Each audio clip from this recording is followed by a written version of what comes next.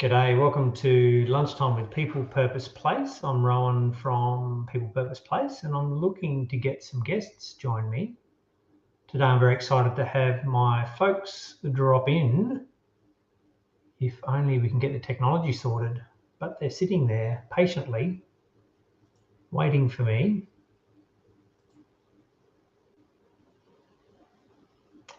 So let's see. I've got Darren. Darren's waiting as well. I've got Colby. And I'm going to send you another email, Dad, if that is okay. So maybe shut down the one that's still spinning and I'll just email you another link.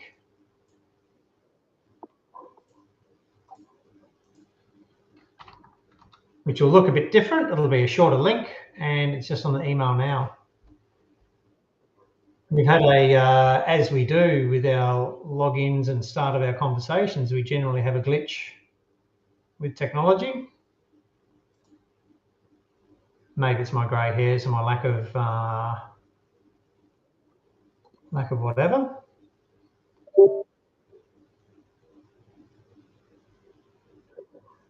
But I think Darren and Colby should drop in and Mum and Dad should drop in any moment.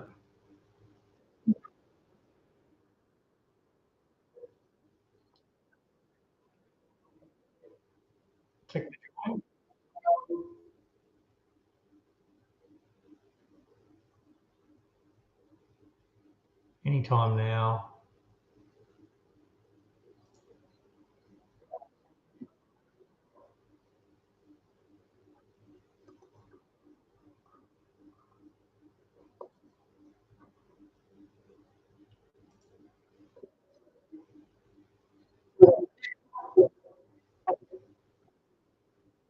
Right.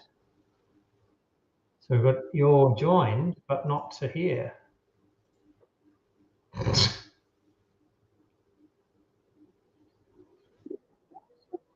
I can hear you not through the Streamlabs. I can hear you through the Facebook, through Messenger.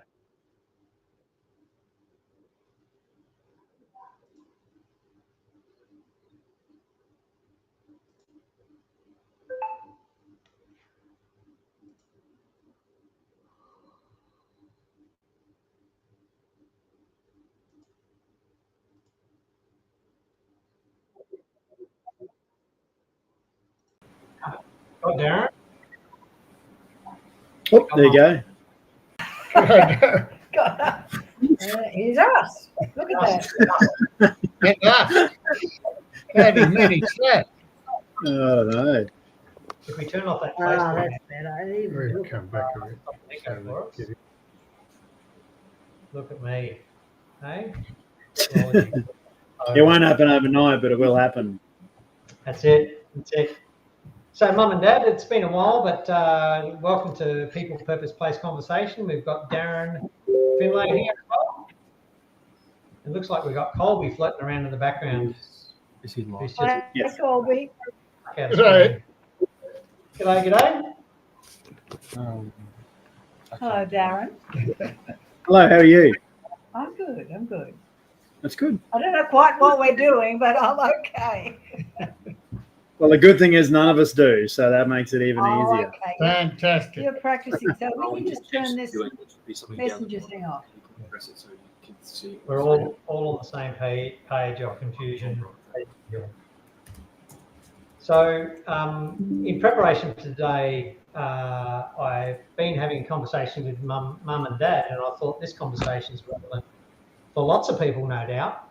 And of course, we don't need to air any dirty laundry about my wayward son behaviour or anything else. No, But, we won't dob you in, Ro. Thanks. Why Mum. not? Sounds like fun. I'd appreciate it if you didn't. But it is a really important conversation that we've been struggling with as humans to do well in our family. And I guess what I was hoping is this might be somewhat helpful for people in our wider audience to say, how do we engage in this topic and conversation, and how do we have these meaningful conversations when otherwise we're stumbling around in the dark. And in particular, Mum and Dad are enjoying really good health. We just had an 80th birthday for Dad up as the family. We all got together, which was a heap of fun, I must say. Spectacular to sit around a dinner table and eat too much cake and have some good conversation. But it's a time where we had the opportunity also to talk about where to, what's suitable in the house that Mum and Dad are living in now, and what might a better house be, or what might the next options be as we continue to evolve in the big yard and the sloping site and the magical garden, which is fantastic. Now I see you're in the garden again over the weekend, Mum and Dad, which is great. But what do we do when it becomes too much to manage? And how do we have that conversation sensibly before it's an emergency situation? Darren, you've tried some of this conversation in your family as well, haven't you? Yeah, 100%. So I sent an open letter to my parents, not last Christmas, the Christmas before, just starting to start this conversation because society in our world is very different.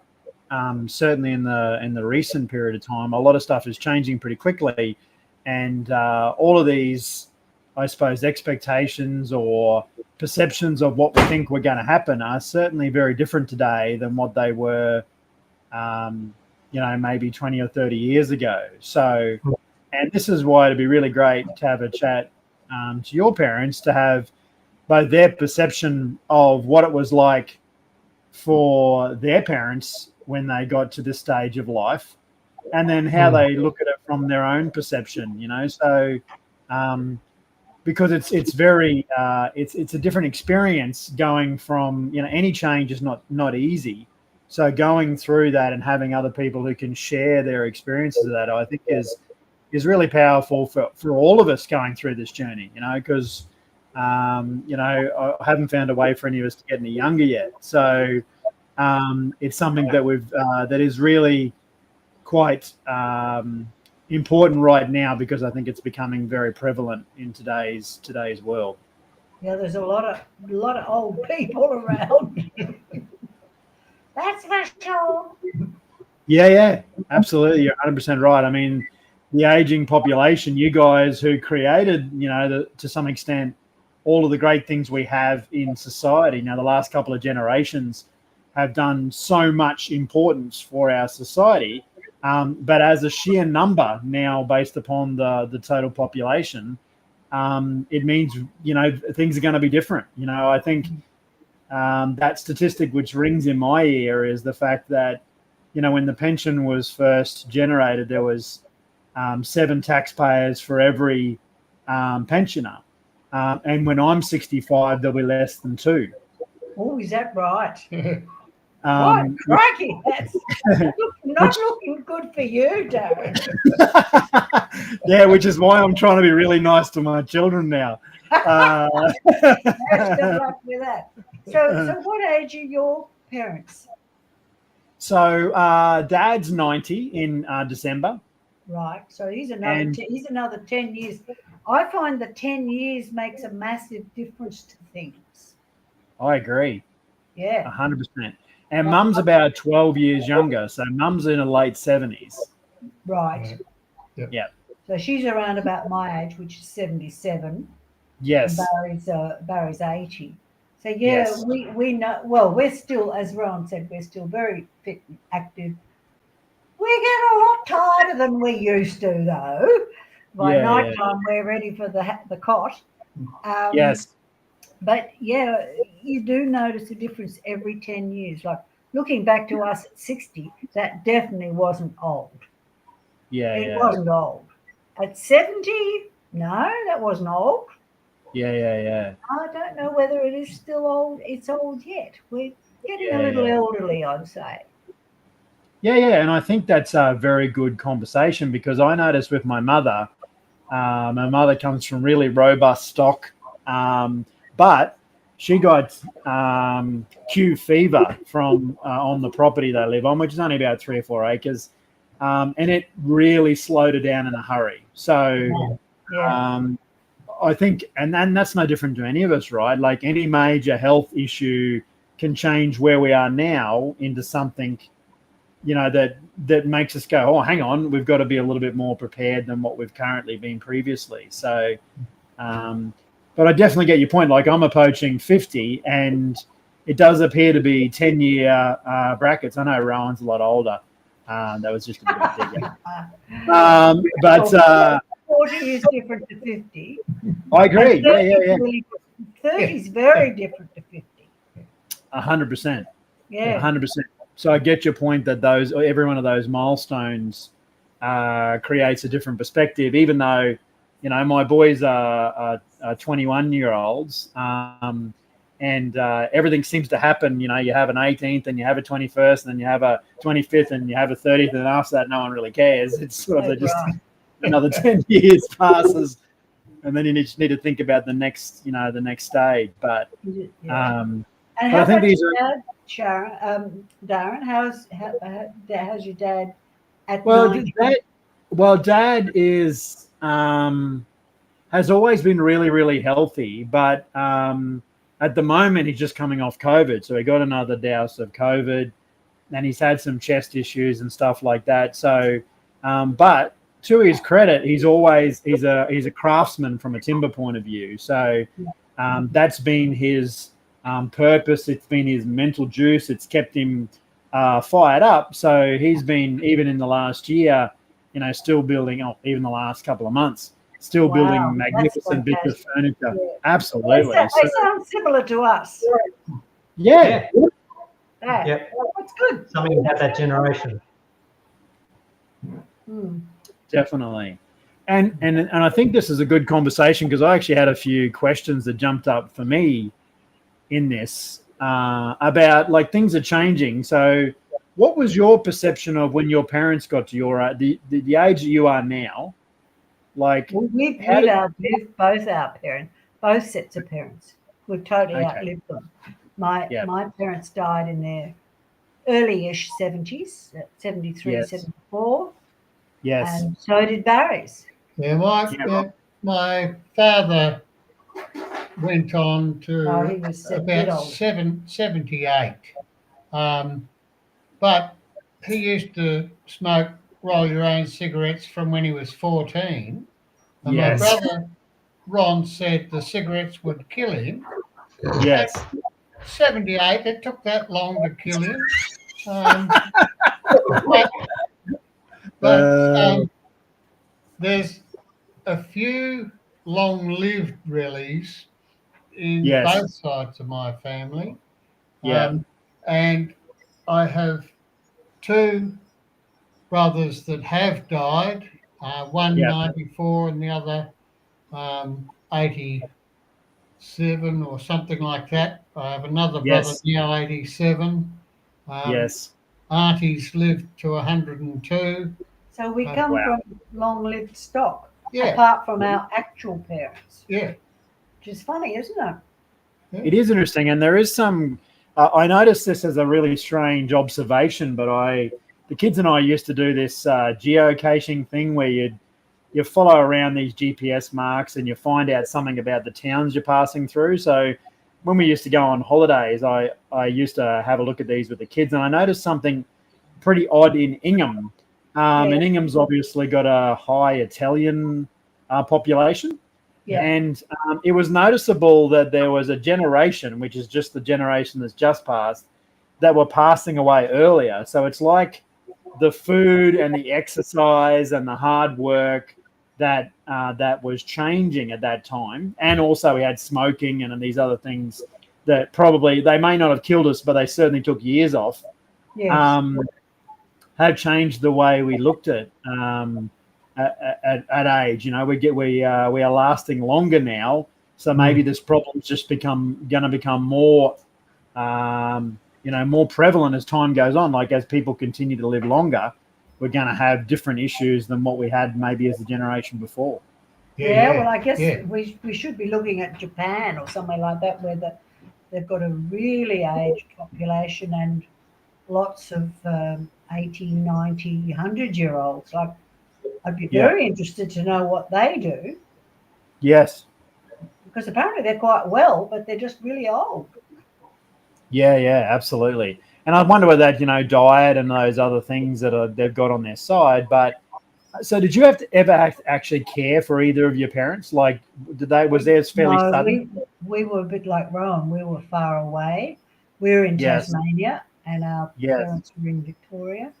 So, we didn't do that. We went through the guilt. Yeah. We bad guilt. We moved back from Tasmania, and the stretch of water was a big issue. You couldn't go for the cheap option and drive. So we did move back after both my parents died, and they did it in a spectacular way. They died within 12 weeks of each other. Wow. And had enough of this. They'd been together for a very long time, and they left more or less the same time. But we actually made the transition back to Victoria after that. And so we were at least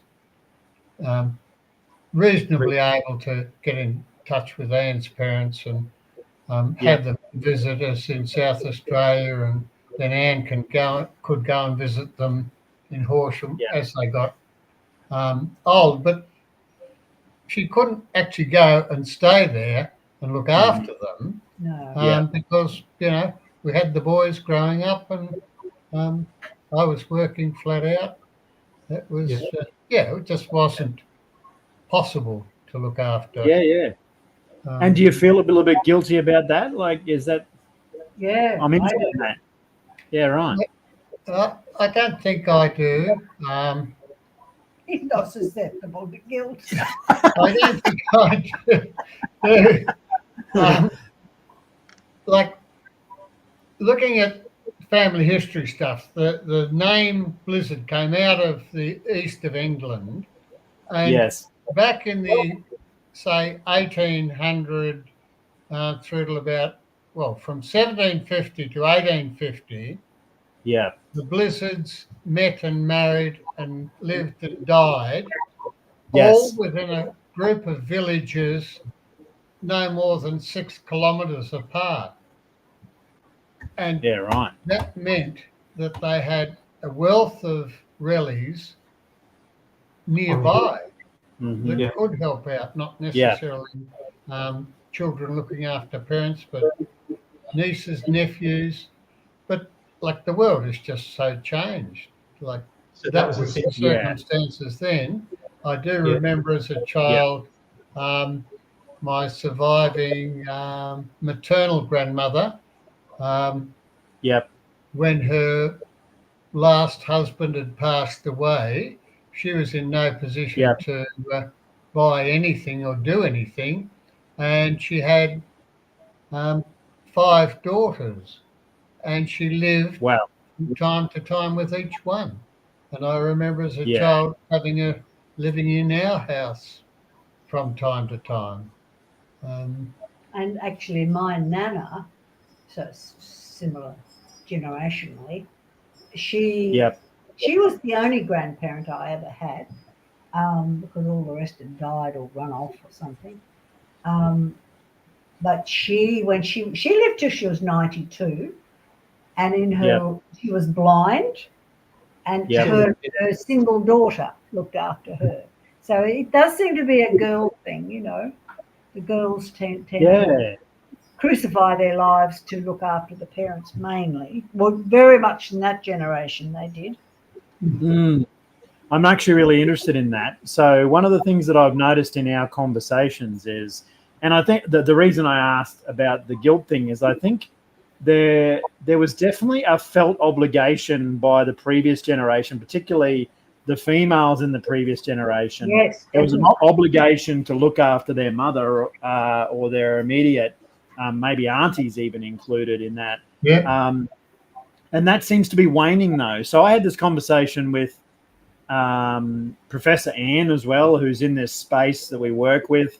And I've had a conversation even with my wife about, what would it look like as a multi-generational house? And even the discussion with my parents, and they sort of had the opinion, hey, we don't feel that our children should be obliged to look after us. And I was like, well, I don't know what all that means. Like a previous generation, we felt a sense of obligation. Now I think that obligation is starting to wane, and I think maybe some of that's due to wealth, right? So, as you said, there was a previous generation, if they had no other one to support them, they had to reach out to family. Now that we have a little bit more wealth, we seem to have a little bit. I think we think our physical needs are cared for, but I think there's also something psychologically that happens when you're helping each other as a group. So I'll be interested to see what this looks like moving forward, whether we feel less obliged to look after our parents than what we did previously. I think that the feeling of obligation, or the sense of obligation, was pretty nasty. I mean, it might sound nice to you, but I can recall, and probably Barry can too, there was quite a lot of nastiness went along with, oh, I got bloody mum now, and I've got to put up with her for 6 weeks, or so-and-so can have Nana because, well, she didn't marry, she didn't do all the right things because she was, she was very much a judgmental sort of thing. So someone who was perhaps a bit of an outlier would get the not so good jobs, which was looking after mum. Yeah. You follow my? So definitely. The sense of obligation, is not really a good thing. Yeah. The feeling around obligation clearly has changed over time. So you're obligated, perhaps not in an altruistic way. It's just your family bloodline is you got to look after this family member whether you like it or not. Back in the day, whereas now, a bit like the dog. You can't go away on holidays and forget about feeding the dog or Nana. That's right. So make sure you wouldn't want to reintroduce that. That there needs to be a new way of looking at it. And I don't know what it is. You guys might come up with something. Yeah, well, I mean, it'd be interesting to understand, so what are your thoughts on how much Rowan and his brothers should help you as you get older? I think there's a feeling of it'd be nice. It'd be nice if, but not obligation or sense of expectation. Yeah. Because it's impossible. Like you can't. I guess you can't imagine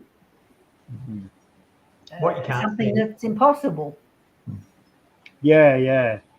And I think you picked up something else there when you were chatting that I've found quite interesting is as society changed, one thing that we've noticed is that when we had one person who could afford a home or you could survive on one person's wage, right? You had a sense that the family could decide to have mum could stay home and dad could work. And then we transitioned into this time when both people started to work. And then we got to a point where both people had to work because it's very hard now. If you want to get a home loan, right, it's almost impossible for you to not have to work. And then you have this challenge that maybe children aren't necessarily always being brought up by their parents. And that's not a judgment. It's just a statement of the financial ramifications of what happens when we've entered this cycle.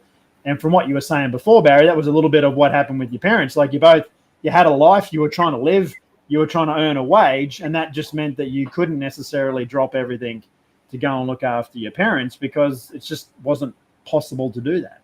That's right. That's right. So that's what we're still in that boat, really. We are, yeah.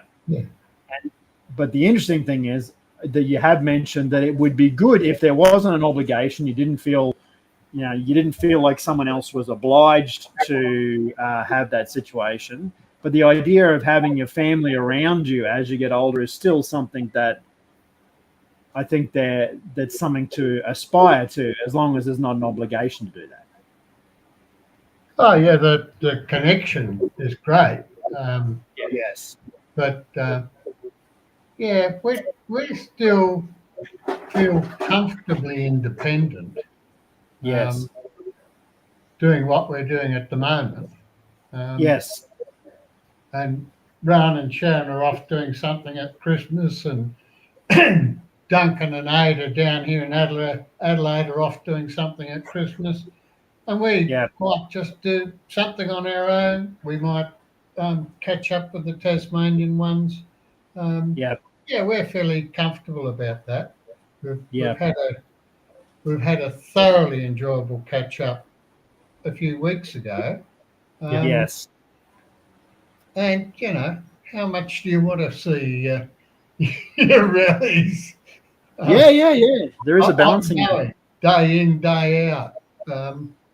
It's wonderful to catch up and have really switched on, genuine talks. Yep. But it can get a bit tricky where everyone's getting in everyone's way. No one doing what they really want to be doing. Oh, I see what you're going. Yeah. So I like going over to Tasmania. Yes. And working on the farm, but I can do that pretty much independently. They feed me well, they look after me. And we do have bursts of talking, but they go on doing their lives, and I just take over their farm and run it my way for a week. And I'm perfectly happy doing that. It's almost like you're an old farmer or something. Yeah. Still in there. Well, I suppose we're not, in a way, we don't know about this conversation because we don't think we're old yet, Yeah. That's very actually, Barry. But definitely. You're right. It will happen one day.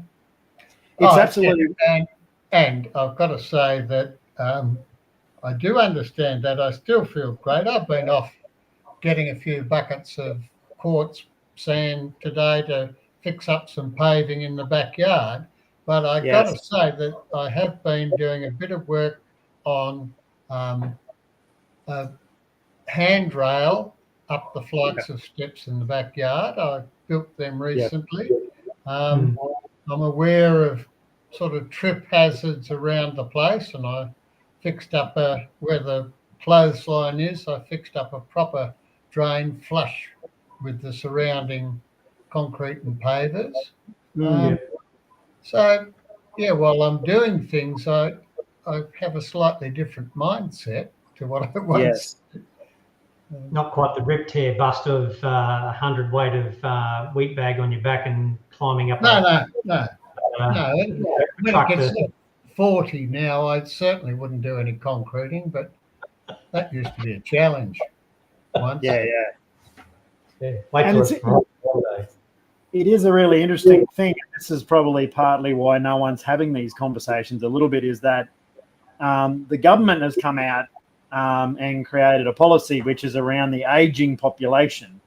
Now, the first thing we realized is, from a psychological point of view, no one wants to get to the conversation around aging, no matter whether you're 20, no longer whether you're 35 or 75.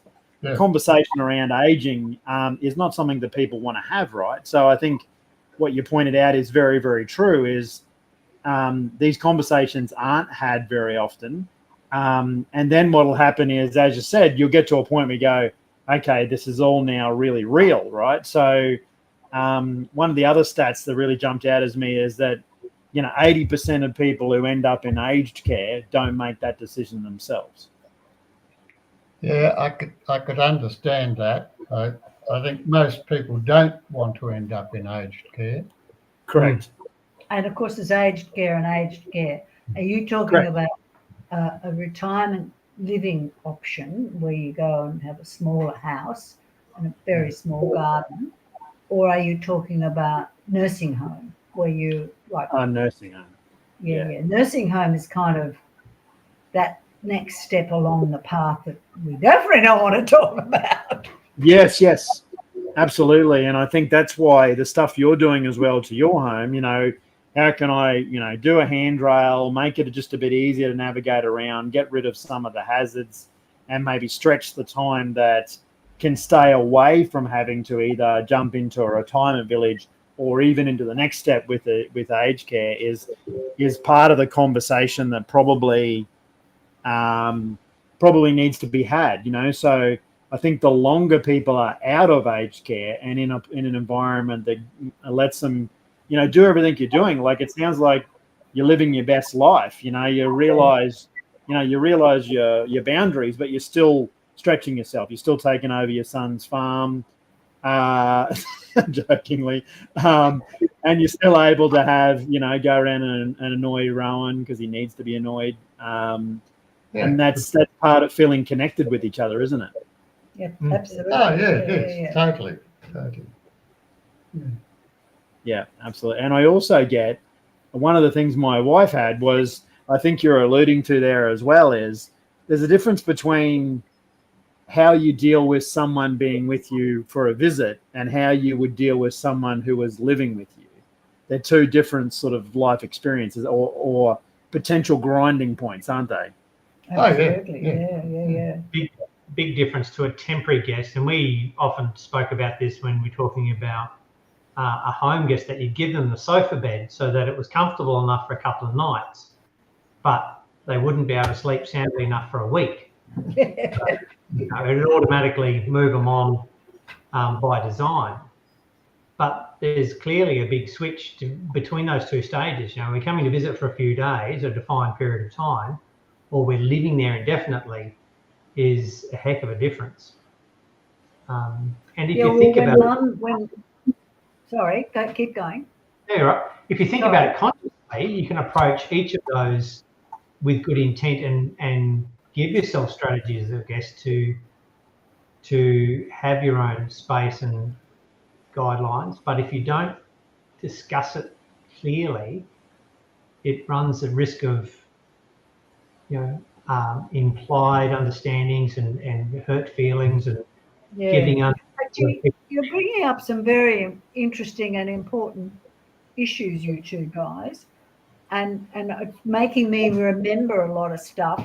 Like when my mum was widowed because my father died, it became imperative that she come and stay with us because she was just in a mess, like grieving and unwell. So she came and stayed with us for about 4 months, I think. Yeah. And it was hard.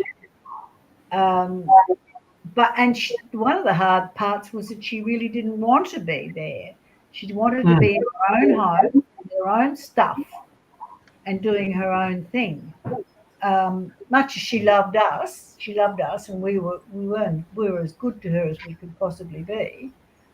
Yeah. But it wasn't her home. So this idea of my home, my space, I'm in control of this, is huge. And it's a very difficult thing to just give up suddenly. If you've planned for it, then that would be very different. Yeah. If you said, okay, well, and one of the things I wrote in one of these notes responding to the stuff that you'd written, Rowan, was that maybe in our particular case, Barry's 80, I'm 77, maybe in 5 years' time, we should say, right, now we should sell up, get a smaller place. Maybe that's what is required for this thing to be better. Yeah. That we should there should be some planning, some time frames. Because you don't know what's going to happen. Like, we could both be dead tomorrow, or as you could be. You two. Yes, absolutely. It's a very hard thing to even think about properly because it's so open-ended, Yeah. And in construction, we sit down with plans all the time, and almost nothing is delivered to plan. Here's what it's supposed to look like on a bit of paper, and in reality, the first 5 minutes of construction, that's all gone out the window because of the conditions that we encounter. Yeah. But having a plan is infinitely better than not. It's not perfection. It's not the only way that the outcome can be done, but it just gives some, and maybe it's even false confidence that you know what you're doing. Like in 5 years' time, I'm going to do this. I'm going to move to a low-set, simple house. Yeah, maybe. Yeah. Or I'll change my mind when I get there.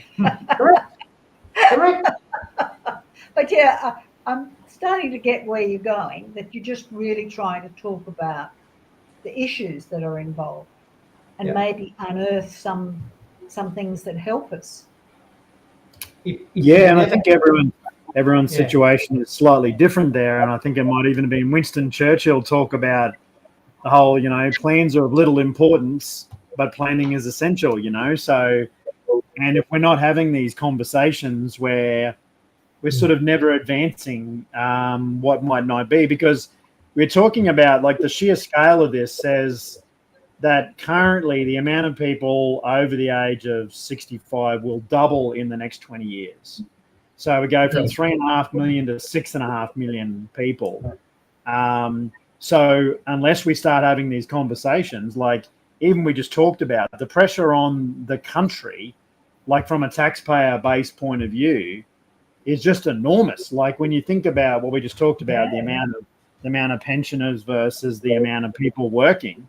If the young people didn't like us, we're going to be in big trouble.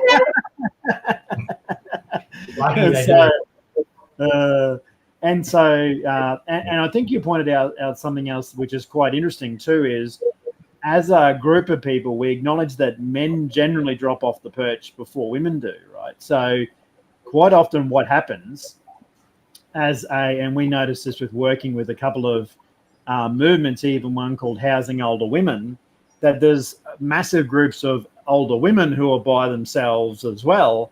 And that becomes more problematic because if you're in a big house by yourself and you want to hold on to your independence, we have these really interesting dynamics, like how does that actually work? And the answer is historically it hasn't worked real well. So, there's going to be some stuff which is, as you said, it's only brought about by something major that occurs rather than us sitting down and trying to plan for that. So actually, my oldest brother, who did extremely well for himself, you'd have to say, financially. Yes. In his older years, his wife had health problems, and he actually built a house, because this was going to be ongoing, built a house with wheelchair access, wider doors, suitable shower, toilet, everything. Yeah, wow. And he built, attached to this house, a separate unit that a nurse could live in, self-contained unit, and upstairs with a proper lift, he had accommodation so that kids could come and visit. Yeah. And it was a pretty fancy house, I tell you. It was a super fancy house. A few mil, probably. And, it was on the river in Port Fairy. It was a prime position. He did all the things. He had all the assets. But I think my point is that he looked after his wife until she died. He never had a nurse living in the place. Yeah. And his kids came casually from time to time. So he had it. Yeah. It was perfectly set up as a theoretical concept. It never was used as it was designed. So that's what Churchill said. The planning was good, but the plan wasn't important. That's right. And I think it's interesting. So when was that? That would have been. He died about in the middle of COVID. Yeah. So he was 94 when he died.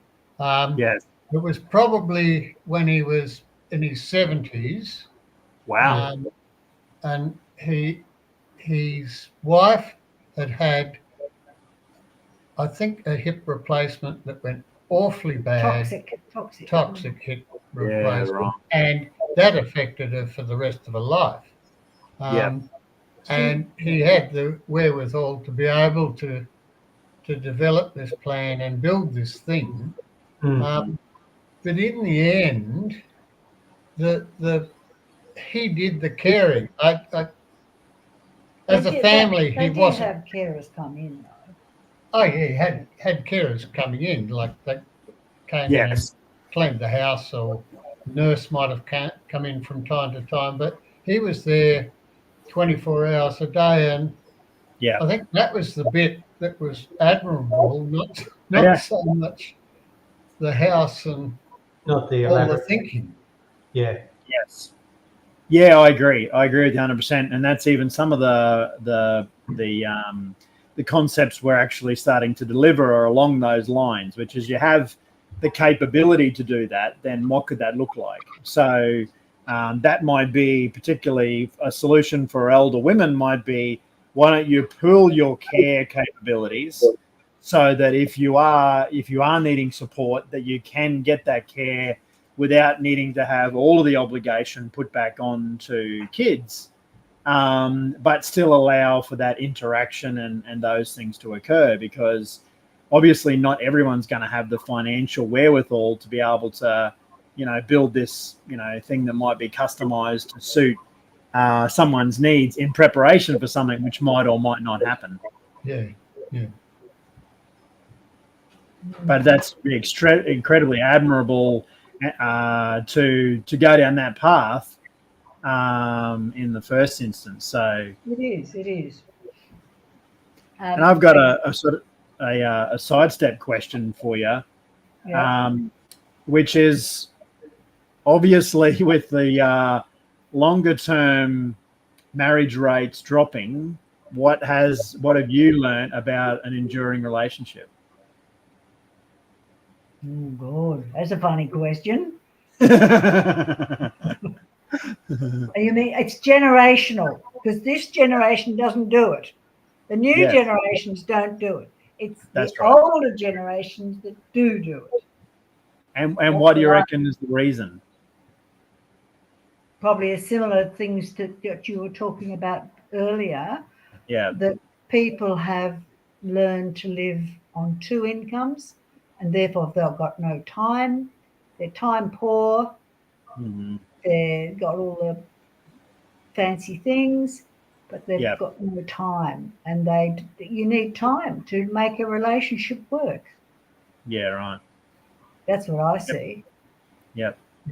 Yeah, I think it's hanging in there. That there's heaps of tricky times come along. Yes. And at the first sign of difficulty, if you want to leave, that to me just looks like a pathetic approach to life. Yeah. And so good childcare is free childcare. Free childcare is what is needed if we're going to go along with this two-income malarkey. More help for the families when they need it. That's why we're interested in this idea of this thing that Ron, he came up with this crackpot idea about giving away. No, selling your house to your kids. I don't know. I don't even know what he's talking about. But it would be good. It'd be good if it would work, because it would be an asset for when they could do with money. Everybody inherits money eventually, or if they're very unlucky, they don't. But like most people inherit something, a little bit or a lot. Yeah. And even if it's only a little bit, it's really, really handy. Yeah, we inherited a little bit from my parents and your parents, and they were little bits, but they really helped us get our first house. But it would be probably more useful to have that asset a bit earlier. I think that's important to consider, because one of the things that we're realizing is, so if you join all the dots together and you say, we understand that Australian society is going to be under more pressure as time goes on because the population ages. That's just, it's known. We know that there's less taxpayers to pay for this as time goes on. We already see the government policy is about taking money from the baby boomers to fund this. So one of the things that is a concern for us is that if that money that is an inheritance is mopped up by government costs and charges on the way through, then families may not end up with that out the other side. And that's just pure economics. That's not any conspiracy theory or any sort of stuff like that. Like, no. If no one can pay for it, they're going to have to take it from someone, right? So at the moment, we're seeing that specifically in the aged care system. So there's a lot of money which is being taken off a lot of families because they're having to make decisions when there's a crisis in mind, and crisis decisions are never good decisions, you know? So that's when the government goes, here, I'll take this one, and you got this charge from this mob and this charge from this mob, and this is means tested, and that has, you got two people, so you get less of this, and all this stuff happens, and then everyone turns around after all the emotions gone and going, hang on, what just happened? We don't have any inheritance. Exactly what happens. They're basically what you're saying.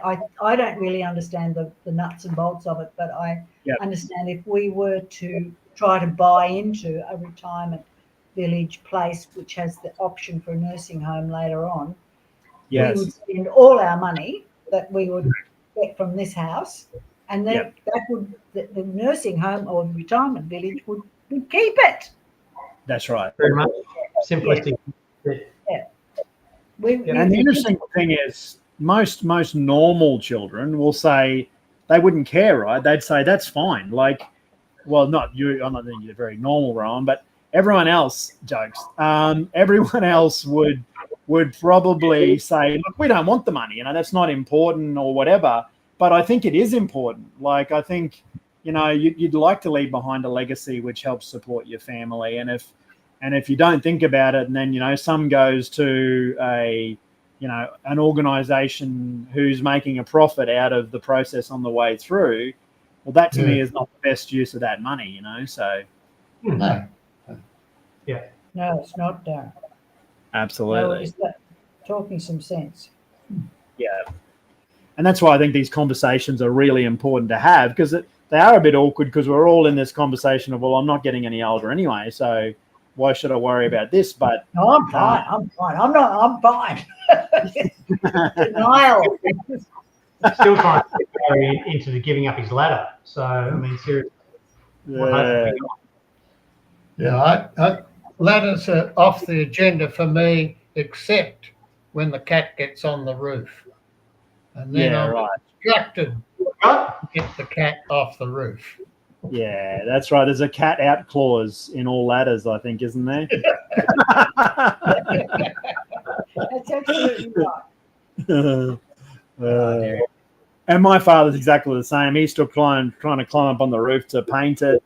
At 88, he was still trying to do that, and we said, no. You got to stop doing that.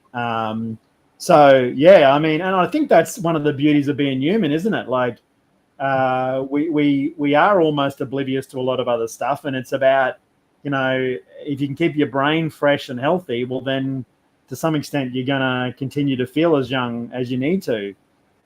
Yeah. Actually, so interestingly, we did go through the malarkey of the My Aged Care application, because everybody said, oh, you should, and you could help with people to clean the gutters, because that would be good. And so we've gone through all the bells and whistles, and we've had the lovely lady come, and we've filled out forms and blah, blah. And absolutely nothing has happened. Nothing. And not even a peep about, oh, we'll be there soon. Nothing. I just don't think we're going to be able to get the help unless we're desperate, like half really dead. Because, there's so much demand. Yeah, absolutely. And that's why I think this planning conversation is important, because, as you said, like the sheer economics of it just says, like, it can't all be done. Like, so essentially, probably just everybody in our age group is saying exactly the same thing, that there's just so much demand, and there's no money to pay for these things. Yeah, absolutely. And how are you finding your friend group, like people you've known for a while? How are they all dealing with it? Similar to you or differently?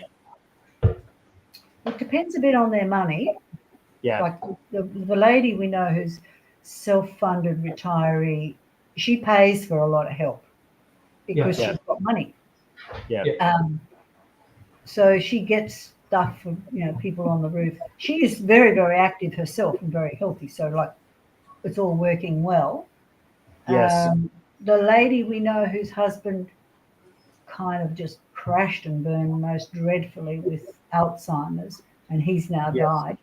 And she also is crashing along the way due to the stress and her own health issues. Yeah. She's struggling. She's not eating properly. She's not living properly. Yeah, it's just awful. It's just awful. Yeah. She really has no avenue. It does have, apart from your health, it really does depend on your money. Yeah. Absolutely. And I think that's probably an interesting thought with as the generations pass. Like I think the stats say that 56% of Australia's wealth, or over 50% of Australia's wealth is in the baby boomer age group. And, more than half of their wealth is sometimes tied up in property, which means it's not always accessible to, if you needed cash to go and do something, it's not like you can actively, go and spend your house, because if you're in it, you can't really do much with that. No. No, I think that would be my view of what happened. And we're all worried. We're not letting on, because we're fine. Yes. But there is general anxiety about how are we going to manage. Yeah, definitely. Yeah, it's great to have this conversation because, not that there's lots of people out there listening to it, but even if anyone stumbles across it, even if it just lets other people know that they're not on their own. Not on their own, like everyone's got the same experience. Yeah. And interestingly enough, it still works out as the eldest female in the family is normally the person who's researching these things. So I think there's still some time to go before society changes to another way of doing things. Yeah. Who do you think you would reach out to at the moment? We're having this conversation, but there's probably been years and obviously lots of gaps when I'm not involved in the conversation. Who are you going to reach out to when you're 95, Ro? Yeah. Good question. Sorry, I'm being naughty now. Must be nearly time to finish. Sorry, Absolutely. Go on. Start again. Who else apart from family do you reach out to? Because clearly I won't have family when I'm 95 to reach out to. No. Who do we reach out to apart from family? Like Dad was saying that you have an accountant. You haven't had need for an accountant for a number of years. No, we don't have an accountant, but Cameron's got one. We could talk to him. We know a TAME accountant. TAME one. I sort of have that filed in my memory banks, and I guess we'll willingly listen to people talking, but not always convinced that you should follow the advice. People that can have a very strong opinion about do this, do that, what have you, but it has to ring a bell for you and seem realistic. So, I'd be happy to, if I had a legal question, I'd willingly go to a lawyer and ask the question. Yes. Finance-wise, I'd willingly go to an accountant. But, they're experts in limited fields. Yes. Ultimately, how you see that is you still make your decision, with an accountant's advice or a legal advice. but you're still taking ownership of making your decision. I think you have to. I think, and actually, I think that's why we've well on the track to 60 years of married bliss. That both of us have made our decisions and gone with it. But all this stuff happens around you, and you soak it in, and you think, oh yeah, well, that means I just have to get off my bottom and do this or that, and you do it. You don't sort of lament the fact. Go on. Absolutely. But these statistics that Darren's talking about are something that is very sensible for you guys to be paying attention to. I don't know what you can do about it. I'd like to hear what you think you can do about it. Yeah, well, I think one of the ways we're looking at it is that the government's not coming to help this situation. So, and having spent a lot of time in the aged care system, I think what you alluded to was that no one wants to get to that point. No one wants to be there. So I think in the first instance, there's going to be, I think as you alluded to, people in more need than others. So we acknowledge, for instance, like you talked about, a classic example there of two older women who are now going, hey, we have very different needs. We're going to, we are in a point where we're beyond being independent. We now need to consider what our next step is. And that's where the project we're building up on the Tablelands with the investor up there is about looking at that actual solution. So looking at what happens when you don't want to go into aged care, you want to create your own level of independence, but you don't want to lose all your money through retirement age. What could be an option? So that's what we're experimenting with up there. And me internally, I'm thinking about what a multi-generational housing solution might look like. Acknowledging that we all need to keep our independence. I think that's important. But how do you have a support structure, a bit like what your brother attempted to do with his wife? Like, how can we help each other without needing to feel like we're in each other's jockstraps all the time? So those are two solutions that are looking at specific problems to say, hey, doing nothing's not an option, because once it all happens, you don't want to be making bad decisions.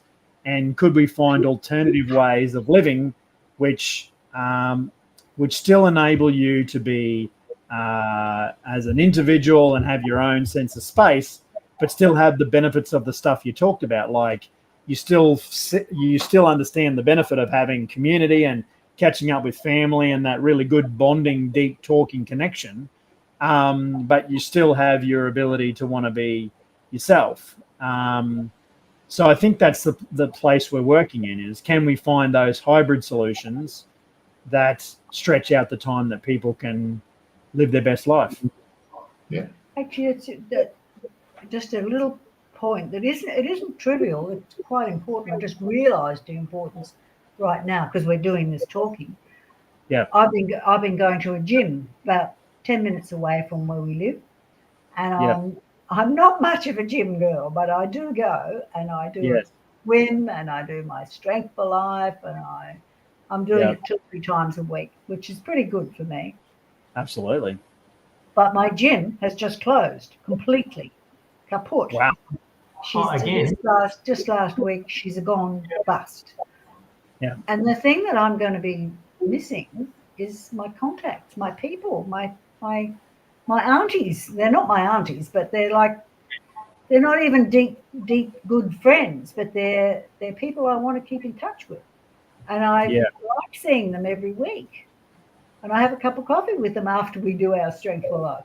And that's I've got to make new arrangements now. I will make new arrangements because I'm pretty good at making arrangements, but a lot of people aren't. And that's where it gets messy, I reckon, when people lose their life, like what we think of as our community. Yes. The gym for me was a huge part of my community, but it's gone now. Yep. And I think that it's not a trivial part. And I think it's a big part of what we're talking about. 100% it is. And that's where we see the missing link is then the bit we're trying to work on is how do we provide solutions for people within their existing community, because there's real benefit to people staying where they already had the support networks. We don't really belong in Adelaide at all. We actually farm people, but we've stuck it out in Adelaide for the last 20 so years because of our jobs and our kids and now we've got one kid, Millie, in Adelaide. He's on the very far out of it part. Yep. But we're in Blackwood and we've had continuity in Blackwood. And after a lot of moving around, continuity is kind of really, really important. And these are the things that make some sense of community. And we don't move away from Blackwood, even though there's nothing really special about it, because we don't want to start again. Yeah. It's incredible, those things. I'm sure you'd know about that, Darren. You've been in council for a long time now. Definitely. And I think this is at the core of all of this. And we've found out by accident, like Rowan and I have been wandering around this space for quite some time. And it's, we've talked for just over an hour now, and it's quite a complex, difficult, involved conversation, right? It is. And it keeps bringing up stuff.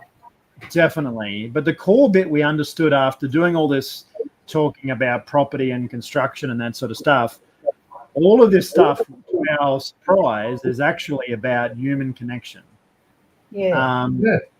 And there's something important about whether it's having a family close but not so close, having networks in your existing neighborhood, because we're all on some level tribal animals, and to live your best life, you need to have that human connection part. So surprisingly enough, while we're out there looking at the property bit and the construction bit, we have actually come to the realization that the bit you just alluded to is the most powerful part, which is it is inside your community.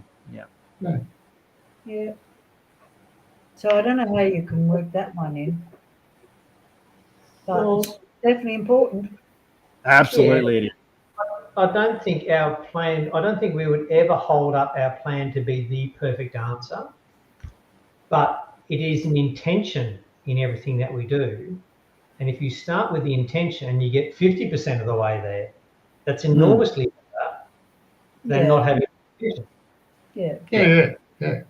Absolutely. Yeah. Yeah, well, good on you for giving it a go, you guys. Yep. Yeah, well, I appreciate it. Hope we've been helpful. No, you have been. And it's sort of, it's interesting. Everyone has a conceptual understanding of this stuff, but it's not until you start to talk about the tic-tac-toes and turn them into real life experiences that you can go, there's other people who've said exactly or similar things to what you guys have said. So, and no one's talking about it. So I certainly appreciate you taking the time to chat about it. Yeah. Much gratitude for that. Thank you very much. And are we winding up? Yeah, you've lasted an hour, which is normally longer than we normally last. So I we've done I think that's what it's been nice talking to you, Darren. Yeah, absolutely. Been great to chat. And even that boy Rowan, he's okay too. He's a good egg. Don't you forget it. It's almost like he had good parents or something. I don't know what happened there. Take care, you guys. You're doing good work. You're doing good work. Thank you very much. See you later. So we just click it off, leave. Yeah, click him off. Bye. Click it off. See you later. Exit. Bye, darling.